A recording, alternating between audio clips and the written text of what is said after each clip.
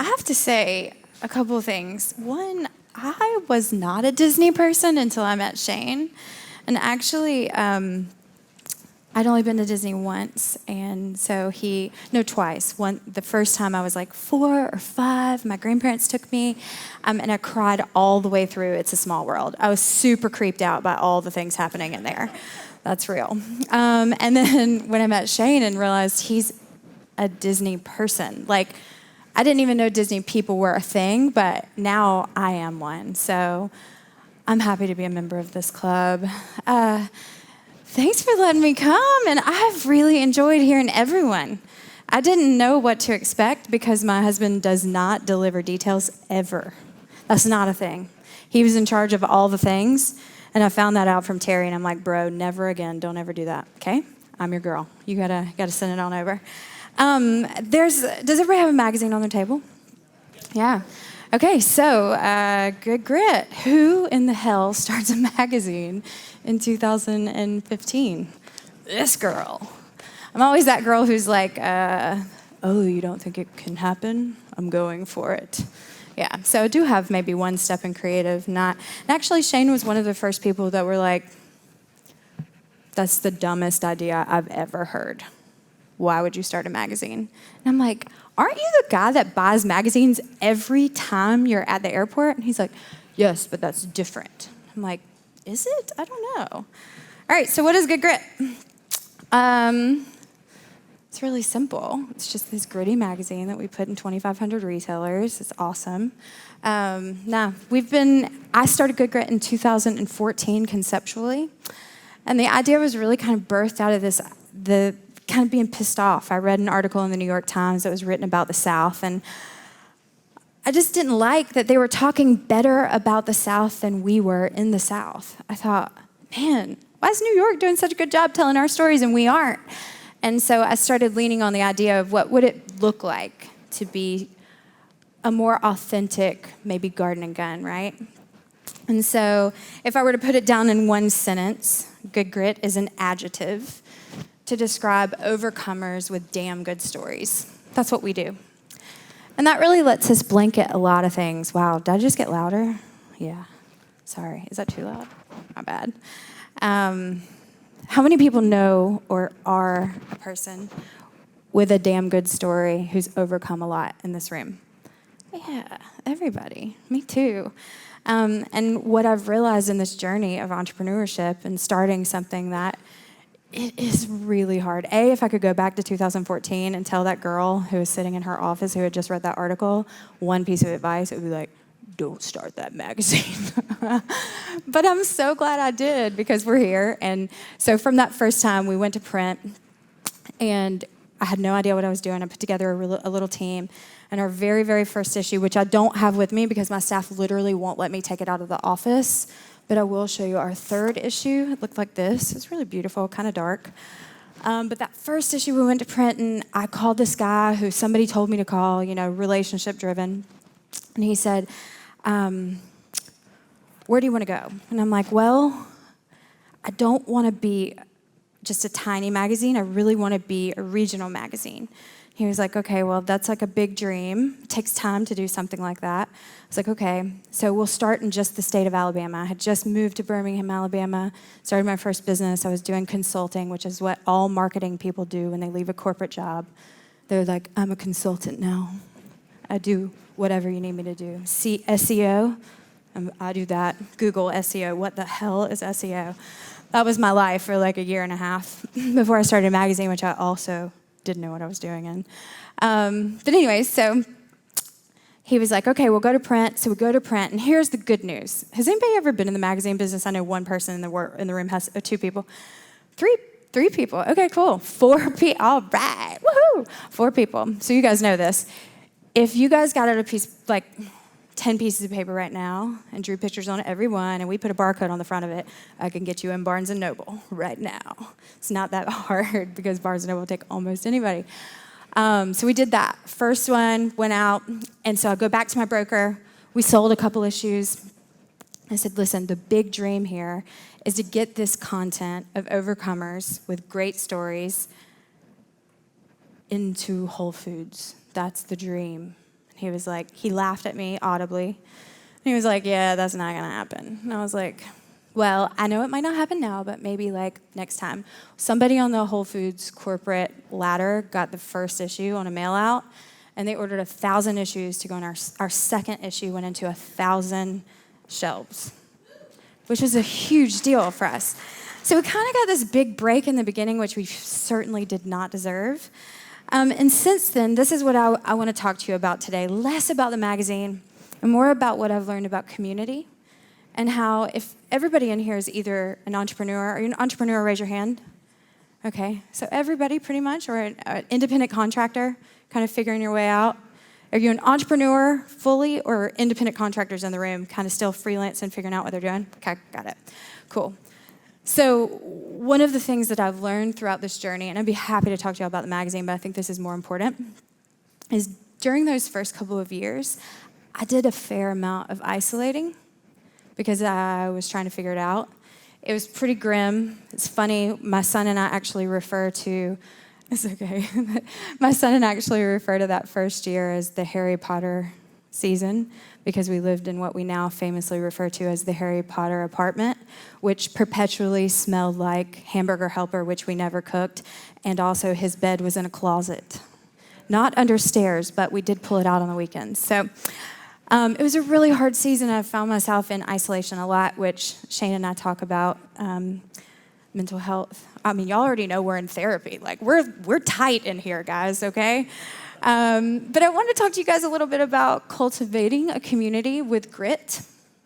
So much of what we talk about, and I can't tell y'all the people I've met in this season, and the people that have said yes to me, I have no business getting these people to say yes. Shane's like, Laura can make anybody say yes. And I don't know if that's true yet, but I could try it out on y'all and see how far we could go. But I think our best story is I called him on like a Wednesday one day, and I'm like, hey, so like, what are you doing for dinner next week? And he's like, I don't know. What are you doing? And I'm like, we're going to have dinner with Morgan Freeman. And he was like, well, I mean, I'm going to that for sure. And I want y'all to know he drove all the way from Nashville to the middle of nowhere in Mississippi. And the hours that I was driving from Alabama to Mississippi and he was driving to Nashville to Mississippi, I was like, oh God, please let Morgan Freeman be there. Sweet Jesus, if we show up to this meeting and he's not there, I'm never going to hear the end of it. And then we had dinner with Morgan Freeman. And it happened. And, that moment was like a really big, I remember going, why are we here? Well, we were here because I really wanted Morgan Freeman to be on my cover. Obviously, duh. But instead, we ended up being there because we found out that Morgan Freeman lost his brother when he was very young. And Shane's big question to him, which I'll never forget, was, so we love the God series that you do. Are you a believer? And he said, hell no. And we were like, okay, well, we didn't expect that to happen.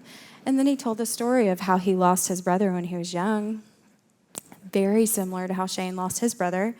And what made Shane step toward God made Morgan Freeman go, I ain't having that. It's not for me. And that really helped me round out why we do what we do. Morgan Freeman did say yes to a cover of Good Grit. And 3 days before we went to print, it was the most expensive cover I had ever produced. I mean, it makes me want to vomit thinking about it right now, even still. The Me Too thing came out about Morgan Freeman. And so you pull that cover. You don't go to print with that cover. Instead, we went to print with a beautiful landscape of Corsica, France, which nobody's mad at either. But we didn't go to print with that cover because it didn't line up with our values. And we're going to talk about that. And so I have these fun handouts because back in the day when I was a consultant, I like for people to be interactive with me. Oh, thank you. You guys are awesome. They printed them on gloss, but they swear they're magic and that you can write on them. So just let me know if you can.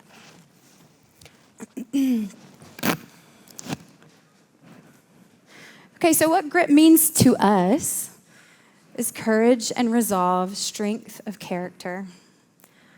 One of the things that I've realized in that season of isolation and in that season where we weren't really experiencing a lot of growth, there were a lot of on hands and knees in that Harry Potter apartment praying that I would make payroll. Anybody go through that?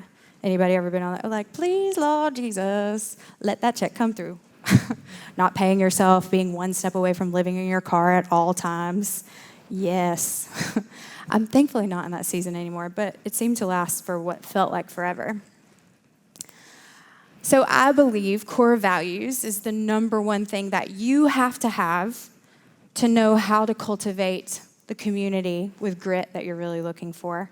If you don't really know what your value system is, it's very hard to find people that will be good for you, whether they're behind you, whether they're an employee, or whether they're someone that's ahead of you that's pouring into you, and that's really important. So for us at Good Grit, these are ours. Own it, fix it, move on. Can we just pause there for a second? Own it, fix it, move on. You know how many times a problem comes up? When it's just you and it's just your business, like, duh, you got to do that. But when there's like a couple people, you ever had people like look at each other like, we don't know. I don't know what happened. Like, no, in our culture, that's what we reward people for just owning it, fixing it, moving on. It's good. We add more value than we receive in compensation. So I read this book back in the day, and then I used to make everybody I would work with read it, called The Go-Giver. Anybody ever heard of it? It's such a good book. You can read it in like an hour and a half. You don't even have to be like a good reader. I'm not. I'm mostly an Audible girl. As a matter of fact, that's like a new game I play with people. Like, everybody get out your phone. Don't pretend you're not on Audible. Tell me what you're reading right now. And by reading, I mean listening. Yeah, okay. Just me. All right. Just kidding. We believe in the need for story. Obviously, we have a magazine. And a magazine is just one part of our business, but it's the main one. Consistency in developing good habits. So here's a big epiphany I've had in the last probably 3 to 4 years. You do not ever get rid of a bad habit, this is important, ever, without replacing it with a good habit. You cannot subtract without adding. It just doesn't work. Make a joyful contribution. And that just means like, duh, you got to do stuff it sucks, okay? You might even really not like parts of your job, especially if you're an entrepreneur. But you got to do it, so be joyful about it. Every day we choose to be a part of the Good Grit family, which is a choice. At any time, any of my employees can come to me and say, hey, this isn't working anymore. Kind communication at all costs. And I have personal core values. Shane and I actually have marital core values that we run our family through. I'm just using Good Grits because I think it's important. But for you, I would say that if you don't have your own personal and your own business, both of those are really, really smart. I would start with personal and then move over to business. So what are your core values? Does everybody in the room have like core values for their company? Or personal, by show of hands, if you have core values that you're operating off. This is what you hire by and fire by. You do? Raise your hands. Yes. Would anybody share? Would you mind sharing one? Honesty. Okay, I like that. Mike? Integrity. Passion. I like that. Somebody in the back?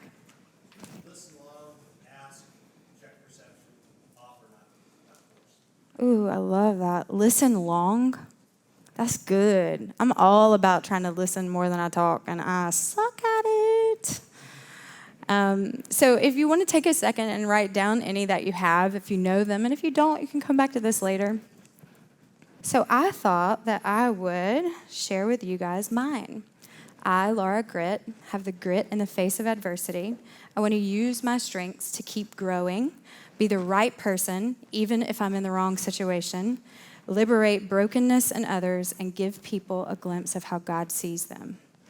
I want to add authentic storytelling of overcomers and inspire people to connect with others and keep going. Because I value connecting with people beneath the surface and hearing their stories and giving back. No, you got to do your own. I mean, you can if you want. I thought, obviously, I had more time to think about this than you guys do. You have to do it right now. Does anybody have anything they'd like to add to this? Does anybody know off the top of their head, like, I want to use my strengths too? How are you using your strengths? My business coach always says this, Laura, what's your unique contribution to the world? And I'm like, I don't know.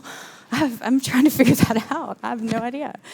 But I think that your strengths are where you start. That's how you figure out what your unique contribution. Does anybody know their unique contribution or how they're using their strengths? I mean, y'all have businesses, so you should know how you're using your strengths, right? I know Mike is literally sketching me right now, which makes me uncomfortable. Try and make me look thin, okay? That's why I wear this belt. Just kidding. Does anybody share their strength, a strength? Karen? Yes, ma'am. Tell me about your strengths. So I know that my strength is being able to see things that other people don't see. So sometimes you just can't see the forest for the trees. Yeah. So particularly with people that are looking at books and their message and their marketing and all that kind of stuff, sometimes I have a lens to see things different that just comes from experience. That's good. That's really good. All right. Anybody else? Ball? I'd love to hear more. Oh, yeah.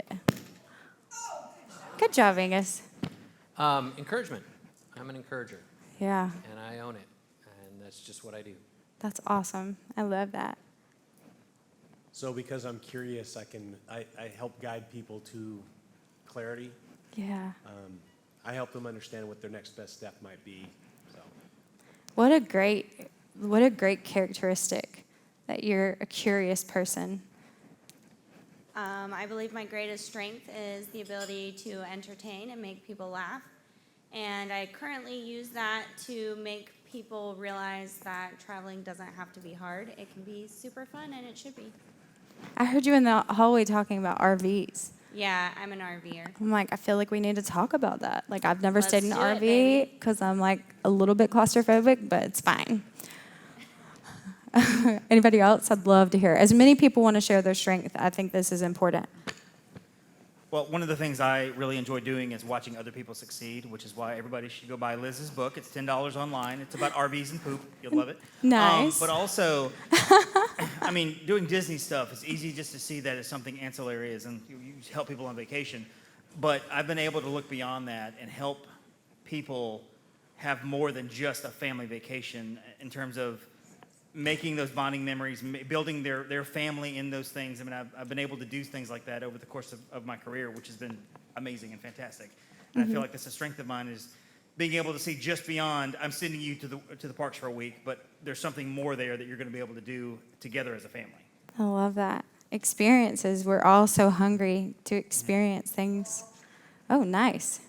All right, Pamela, what you got?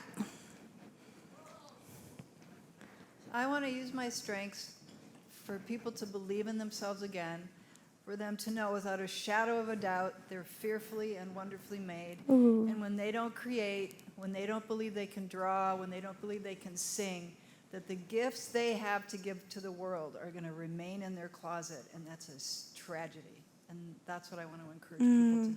That's really good. I love that. Oh, I got to hear from my husband. Hey.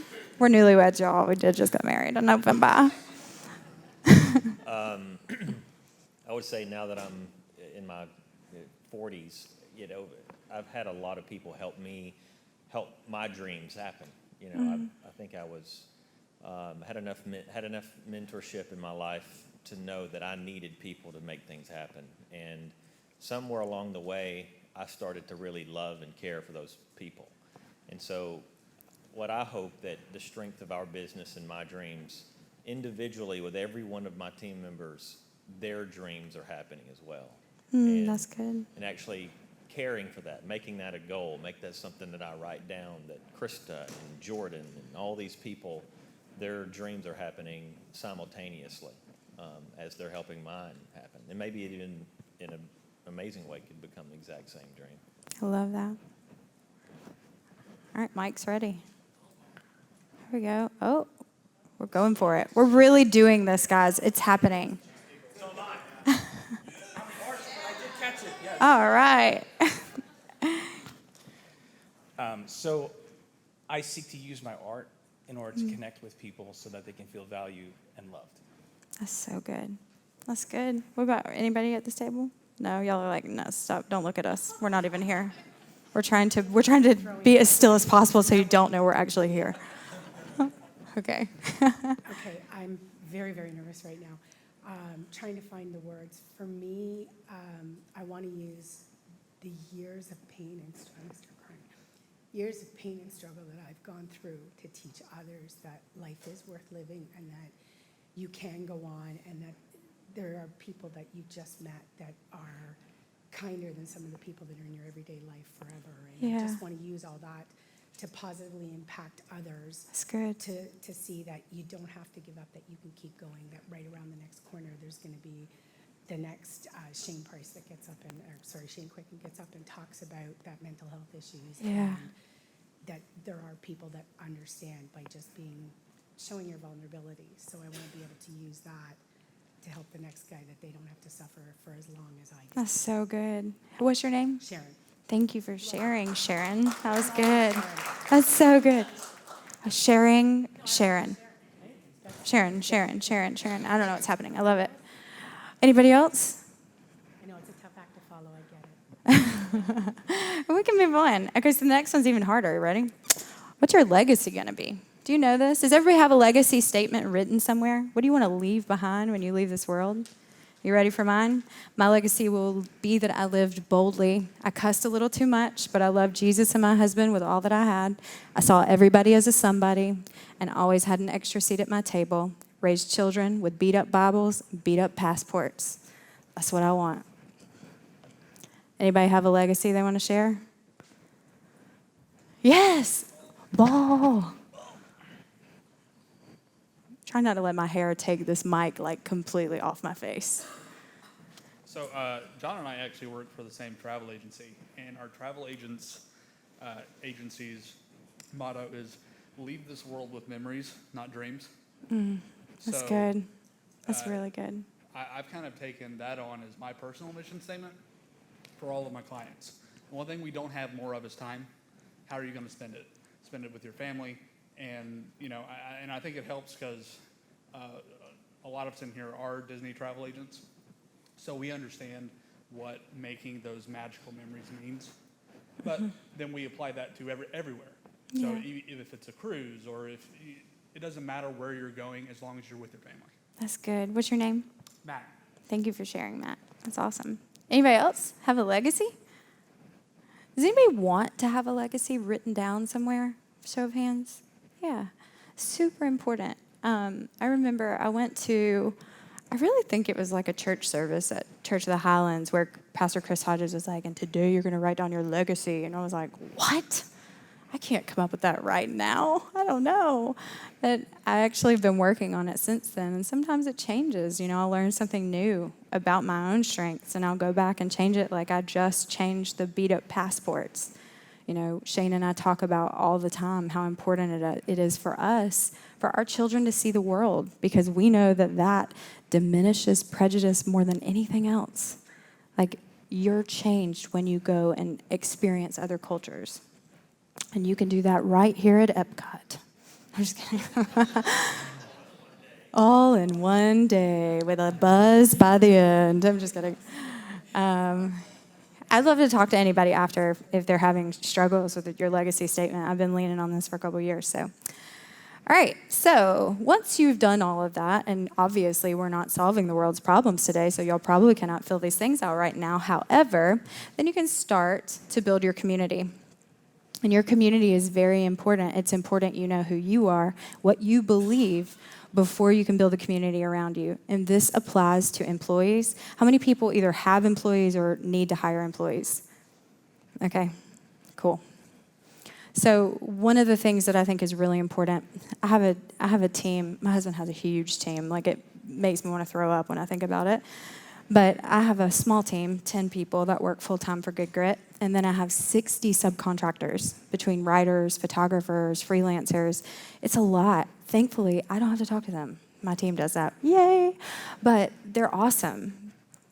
But we're really specific about who we're partnering with. And I think that that begins with mentorship. One of the things Shane mentioned when he had the ball was the mentors he's had in his life pour into him. So by show of hands, how many people in this room has a mentor or mentors? Yes. Cool. That's good. I believe that this is not specific on your age. It does not matter how much wisdom you have accumulated. I promise I learn things all of the time from the 20-nothing-year-olds that work for me, mostly about technology. I learn things from my son. Sometimes he steps into that role as my mentor. He's 15. It's a situation. I can't even talk about it, honestly. We went for a walk recently because I was afraid I was going to kill him. So I took him to a local park, and I was like, we're going to walk and talk like Jesus used to do with people. And I didn't kill him. It was awesome because witnesses, you know. But in my Mother's Day card, he was like, hey, I just can't tell you how much our walks mean. Like, I just never knew I could open it. And I was like, if he only knew I did that so I wouldn't kill him. I'm not going to tell him. Anyway, it's good. Okay, so if you have a mentor, write them down. How long have you had them? And using adjectives, so descriptive words, what value do they bring to your life? Can anybody tell me value that mine are like wisdom, strength. They remind me who I am when I forget. I share my core values with them so they can push me back to them and point me to them when I'm lost or when it looks like I'm about to do something like murder my kid at a local park. That's not real, y'all. Calm down, everybody. It's all right. I'm not going to kill anybody. Anybody? Adjectives for their mentor? Ooh, yeah, okay. I'm sorry. Is there a soul connection across the room here? That was interesting. What else? Perspective is a really good one. Oh, availability. That's awesome. Anybody? Karen, you got any mentors back there? What do they bring to your life? God bless her. She sees things in me and draws things out of me that I don't see myself. And in an affirming way that makes me feel safe to try it. That's good. One of the things that I think I love about having people around me that are unafraid to tell me the truth. So they tell me what I need to hear, not what I want to hear. And I think for many, many years, I surrounded myself with people that were just like, awesome, you're doing it. Instead of like, now my husband will be like, why are you doing that? Do you even know? And I'm like, yes, no, I don't. I have no idea. Okay, people that said they didn't have a mentor. We'll get to that in a second. Do you mentor? I mentor. Yes. Oh, that's so good. What do you believe you bring to their life? What do you see them, how do you see them growing because you're there? Totally. Accountability. Oh, accountability, that's so important. That's a great one. Clarity, that's a good one. What was it? Objectivity. That's awesome. Sorry, we could never throw the ball this fast, guys. What else? Anything? No? Okay, we'll keep going. All right. If you don't have a mentor and you're not a mentor, why? Why is that? I saw some people not raise their hand. I can tell you what I used to tell myself. I'm really busy. I don't have time. I don't have time for people to tell me what to do, and I don't have time to tell people what to do. I don't have time. I don't have time. I don't have time. It is the lie women tell themselves. I don't know if men struggle with on the same level, but women are always like, I have no time. I have no time. I'm so busy. It's no. You have the time when you make the time.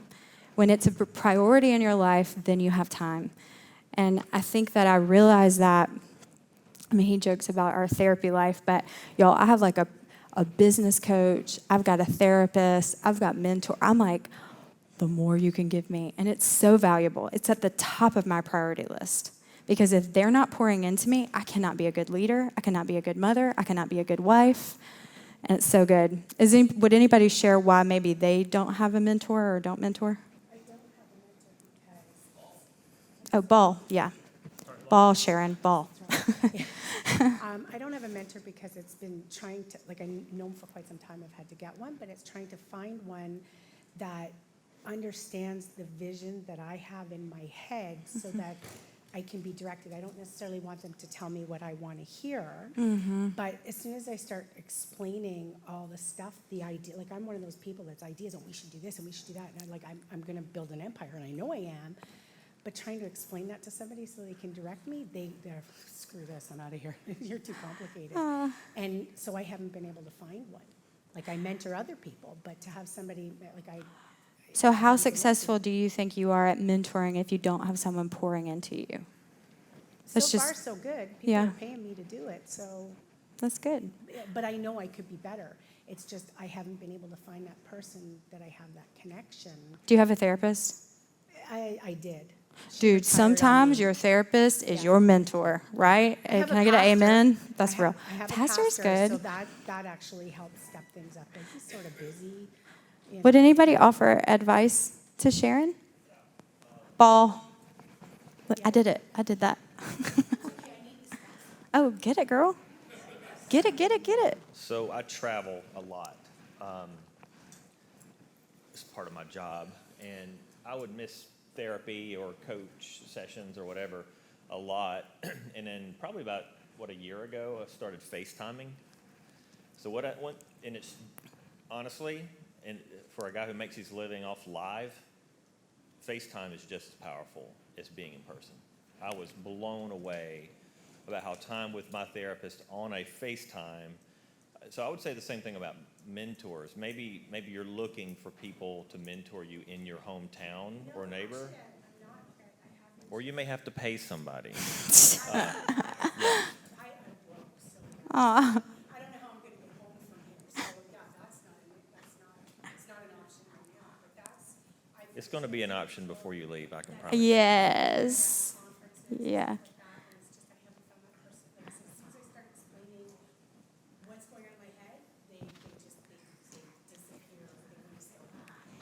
Yeah. Maybe I don't know. I would love to hear what Karen has to say. Well, I think we have to be careful who we think about and define as a mentor. Yes. Because it can be somebody younger. I mean, you can be, I mean, it doesn't have to be an older woman, and so I think part of it is looking at preconceived ideas of what a mentor is. Because if you have a relationship with someone who speaks into your life and you're speaking into their life, then to me that can be a mentoring relationship. It doesn't have Totally. to be a formal thing. It actually, I mean, that's just am I wrong? No, I think the best mentoring relationships are reciprocal. Yeah, And absolutely. and I think, So it's an iron sharpened, sorry, go ahead. no, iron sharpening iron. Yes, girl, that's one of my favorite verses. So, and I also think, and I said this yesterday, it's sort of like if you're shopping for a particular kind of car, and I'm not going to mention that, then all of a sudden your awareness comes. So if you go, okay, you know what? God, provide me a mentor, and let me keep my eyes open. My guess is that person will be there. And so, and I don't mean that in a woo-woo kind of way. I mean it's just that sometimes you just, when the time's right, it'll happen. I love that. And one thing that happened to me that I never thought, so I was in corporate marketing, sales and marketing for 10 years, and ended my career as like this national sales and marketing manager for a company. And my mentor at the time was the COO. And if I cannot explain a person more opposite who I was. She wore a suit to work she had like tight curled hair. She was older. She was a CPA. And I was like, but she taught me, because I am a person who like, blah, blah, blah, blah, blah, blah, and Shane's always like, I don't know how you make it through a day. You're all over the place. And I'm like, I know, it's so fun. But, no, you do. You're the biggest encourager. He's my biggest cheerleader. That's true. But I will tell you this, finding somebody who's different than you and setting an expectation like, hey, I have a tendency to be all over the place. So if you can help me stay on track and get all the way through something without bailing on me, that would be awesome. And saying that out loud, like I've had people who just come in, but I'm too much. So if I'm too much, tell me. Tell me, right? The whole humanity thing, I think Terry said it earlier, like we're so afraid to just say the truth. Yeah, I see a hand in the back. Karen? Oh, okay. I mean, I believe in your athleticism back there. That's good. Yeah, so such a good thing about looking for the things that you don't have. Yeah. And I would say, write a list of people who you really kind of respect and have what you want. And you know, list those specific people regardless of where they are. And then don't approach them and ask them to be a mentor. Ask them how they got where they got. And see if the conversation develops. And if you find somebody that's going to hold up a mirror and say, is this what you really want? And you can hear that, then you find somebody, you may not be called a mentor, but you've got somebody, I love the concept of speaking into your life. Yeah.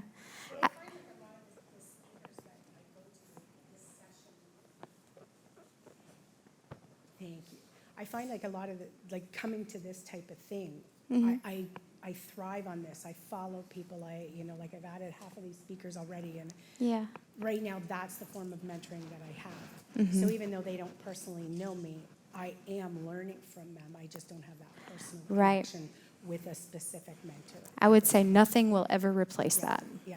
There is not a sermon you can listen to. There is not a book you can read. There is not a having someone who can sit in front of you and tell you the truth, even when it's really crappy to hear, Yeah. there's nothing more valuable. So we can't solve all the problems right now in this presentation, but I'd love to talk to you after. Perfect. Okay, so before we move on, I want to make sure that I'm clear. I've pitched this as like the mentorship thing because I think it's important that that's one way to look at it, but this is really relational. I think some of the hurdles people have is like, how awkward is it to just cold call somebody they admire and be like, hey, I've been seeing what you're doing and I like it. Can we meet? I'd like to tell you the 9,000 things I have on my brain. Sometimes that's a little too much. Sometimes you just go to coffee and you don't say, it's like an interview. Hey, can I take you to coffee? Can I take you to lunch? It doesn't have to be weird. And then it's just, you're getting to know them. And you learn a lot just by that conversation. And I also think, to Karen's point, it's very reciprocal. And if it is one-sided, it never works. It does not work. All right, so this is just for fun.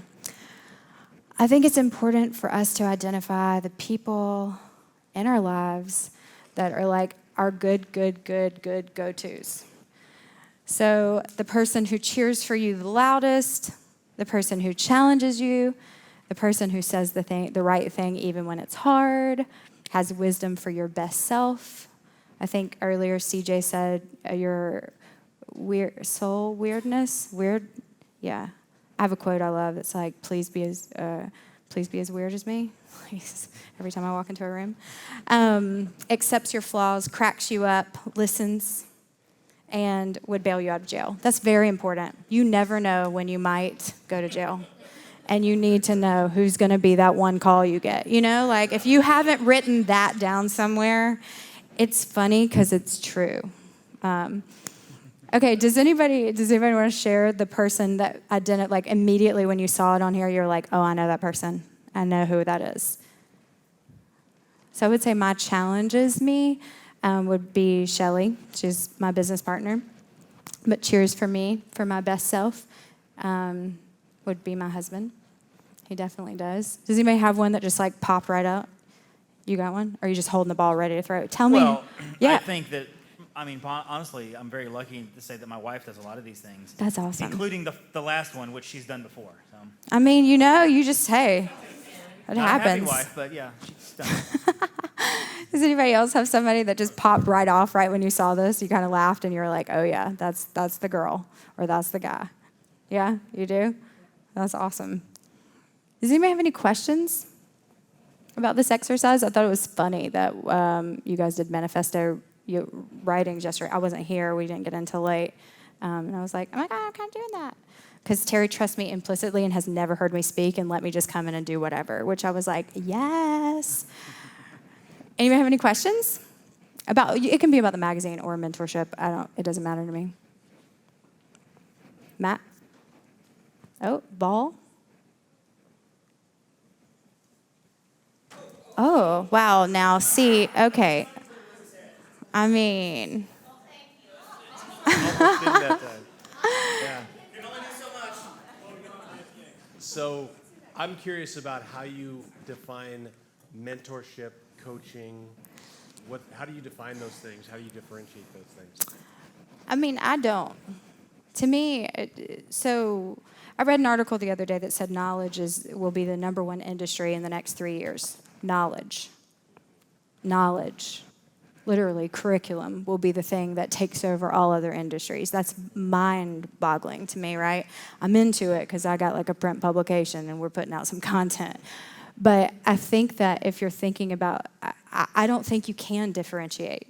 Because if you're walking in with the expectation that you're going to receive something, I'm here to learn, then it's all the same. I don't know if that answers your question, but that's how I feel. Yeah. Oh, yeah. On a more shallow side. Okay. Hey. For your magazine, Yeah. you have to sell ads. Yeah. Are you a salesperson? Do you have a salesperson? Did you create a sales team? How did you get the ads? I'm not a salesperson. I'm just kidding. I'm totally a salesperson. Yeah.